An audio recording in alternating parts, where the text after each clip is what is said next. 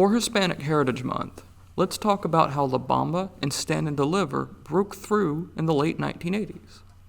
La Bamba stars Lou Diamond Phillips as early rock and roll icon Ritchie Valens, experiencing his tragically short career. Stand and Deliver stars Edward James Olmos as East LA teacher Jaime Escalante, who teaches low-income students advanced math and calculus. In this video, we'll show how these movies emerged from nearly a century of Hispanic Hollywood's work to advance more authentic stories. At the very beginning of Hollywood's history, Hispanic actors and creatives took an active part in creating movies. Myrtle Gonzalez, whose ancestry dates back to Spanish California, began a career in 1913. Throughout the silent and early Hollywood eras, Hispanic performers took lead roles in movies like Ben-Hur. A 1925 adaptation of the 1880 book starred Mexican-born actor Ramon Navarro. Navarro starred in a number of major movies during the silent era. His cousin, Dolores Del Rio, also became a movie star during the early silent era in movies like Flying Down to Rio. During this era, Hispanic performers in the Hollywood studio system like Del Rio and Navarro received typecast roles that often played up their so-called exotic look, such as Navarro's, quote, Latin lover, or in vaguely ethnic roles, regardless of actual ethnic ties. This led to a studio era of mostly stereotypical roles for actors like Luis Valdez. Hollywood also pushed for actors to hide Mexican, indigenous, or South American ancestry in favor of identifying with a European, Spanish identity. Some actors changed their looks to meet Hollywood standards. Actress and dancer Margarita Carmen Cancino dyed her hair and changed her look to become movie star Rita Hayworth. An early shift to this status quo came from the golden age of Mexican cinema. We often talk about the Hollywood Golden Age, which refers to the studio system from roughly 1928 to the 1960s. From the 1930s through the 1950s, Mexico had its own golden age of cinema that often dealt with themes resonant from the still recent Mexican Revolution. Some Hispanic Hollywood stars moved to Mexico during this time and worked for Hispanic creatives interested in authentic stories, like director Emilio Fernandez. Dolores Del Rio found more meaningful roles with these movies, like Maria Candelaria and La Otra. Mexico's Golden Age introduced new stars that would later star in Hollywood movies, such as Katie Geraldo and Pedro Armendariz.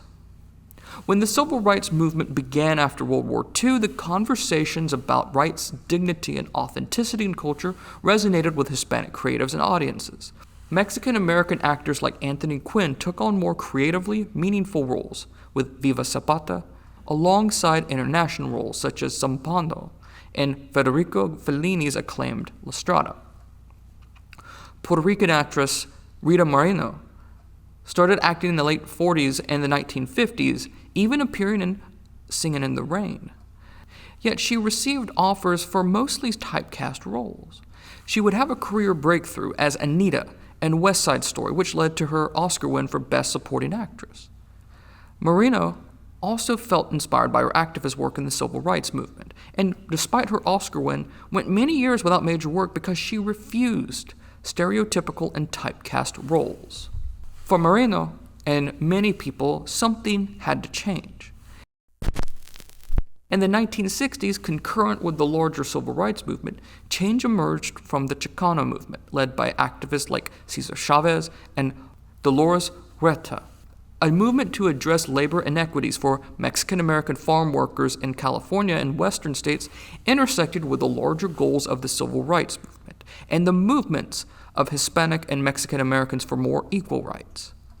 The movie Stand and Deliver takes place in East Los Angeles, a historically Hispanic area of Los Angeles that emerged as a focus point of this activism. In 1968, inspired by this movement, East LA students walked out of their schools and protested against inequities from the Los Angeles Board of Education administration. These protests not only inspired a larger civil rights movement among Mexican Americans, but inspired Hispanic creatives to also seek a new status quo in American art and Hollywood movies. Before directing La Bamba, director Luis Valdez created Teatro Campesino as a creative response to the Chicano movement, performing staged productions. These performances were often short and entertaining sketches called actos, and rooted in civil rights and Chicano culture. Luis Reyes explains in Viva Hollywood that Teatro Campesino created a theater space to inform the wider world of issues confronting farm workers and oppressed Chicanos in general. Outside Teatro Campesino, organizations like the League of United Latin American Citizens also pushed for more changes to roles, casting, and story choices. An actors' advocacy organization called Nosotros performed in 1969 for, quote, improving the image of Latino, Latina, and Spanish-speaking peoples in entertainment. Mexican-American actor Ricardo Montalban, famous for Fantasy Island and as Khan in Star Trek, helped create the organization to change the, quote, stereotypical image of Latino actors in Hollywood. Quote, we seek only to work within the system, with abilities we have to improve the image and ambitions of those 12 million persons of Spanish-speaking origin in the United States. Nosotros went beyond advocacy and shared casting notices to members for new roles. Through the 1970s, an ecosystem of West Coast Hispanic performers emerged with actors like Edward James Olmos, a native of East LA. Luis Valdez cast Edward James Olmos in his play Zoot Suit in 1978. Zoot Suit takes place during the 1943 Zoot Suit riots that violently targeted Mexican Americans who wore high-priced zoot suits in an era where everyone was expected to ration their clothes.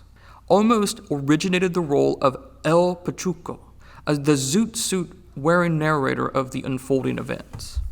The play premiered in Los Angeles to sold-out audiences. Culture Clash's Richard Montoya described the play's premiere as a, quote, just jaw-dropping kind of we had arrived moment.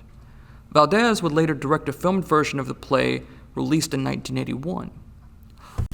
All these events led to La Bamba and Stand and Deliver. La Bamba originated as an idea from Luis Valdez's brother Daniel, who had wanted to write a stage play of the life of Richie Valens. In the early days of rock and roll, Richie Valens crossed over with the style of California rock inspired by Hispanic music and songs like his adaptation of Mexican folk song, La Bamba. Valens, he fatefully died in a plane crash at age 17 in 1959 with Buddy Holly and the Big Bopper, a date often called the day the music died. Valdez wrote the script in 3 months about a young man with ambitions, but also about his relationship to family. Valdez cast the young actor Lou Diamond Phillips, a Filipino-American born on a U.S. military base, as Valens, and Isaiah Morales as Valens' half-brother Bob Morales. La Bamba received a targeted release for Latino journalists from Columbia Pictures, who helped spread the word. Valdez's movie, produced for $6.5 million, earned $54 million on release. A cover of La Bamba by the band Los Lobos for the movie became an unexpected hit song, landing at #1 on the Billboard Hot 100. Stand and Deliver came out a year later. By the mid-1980s, Edward James Olmos had crafted a career appearing in movies like Blade Runner and in TV shows like Miami Vice. Olmos met Bolivian-American teacher Jaime Escalante in 1982. Escalante taught math at East Los Angeles' Garfield High School and helped his majority Latino low-income students pass the AP Calculus exam. He became renowned for unorthodox teaching methods. Film director Ramon Menendez and producer Tom Muska purchased the film rights to Escalante's life for $1. They could not finance the movie and faced rejection from even independent studios, so they scoured for grants and endowments. Olmos joined as a producer and actor. To prepare for the role, he often shadowed Escalante and mimicked the teacher's techniques for the film and his cast of students, including Lou Diamond Phillips from La Bamba. With PBS funding, Stand and Deliver would receive a 1-week theatrical release before premiering on American Playhouse. Instead, Warner Brothers saw the movie and saw the potential after La Bamba, with this growing audience, to release a movie featuring an authentic Hispanic American story. Made for less than $2 million, the movie's release garnered acclaim, including a Best Actor nomination for Olmos, and made nearly $14 million in box office receipts. The film had an even more successful life on home video release. La Bamba and Stand and Deliver signaled a new era of Hispanic filmmaking and opened the doors for films in the 1990s ranging from Desperado to Selena. But these films represent a century-long breakthrough of creativity and work for meaningful roles and stories.